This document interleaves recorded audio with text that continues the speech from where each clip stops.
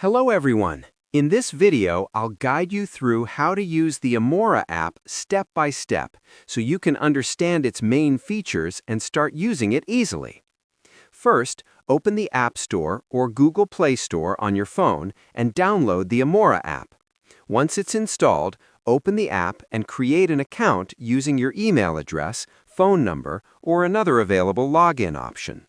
During the setup process, you may be asked to verify your account and choose some preferences so the app can personalize your experience. After signing in, you will arrive at the main dashboard. This is where you can explore the app's core features and see different sections depending on what the platform offers. Take a moment to look through the navigation menu at the bottom or side of the screen.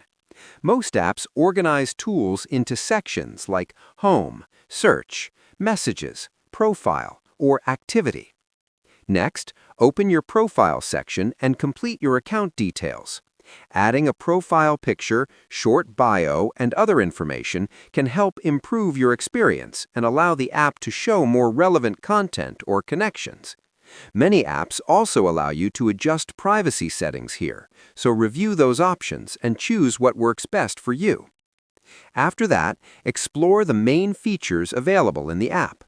Depending on the platform, you may be able to browse content, interact with posts, connect with other users, or access different tools provided by the service. Tap on different sections to see what they offer and how they work. If the app includes notifications or messaging, check the settings to enable alerts so you stay updated with activity related to your account. Finally, remember to keep the app updated from the App Store so you always have the latest features and improvements. Once you get familiar with the layout and options, using the Amora app becomes simple and efficient for your daily use. Subscribe the channel for more videos.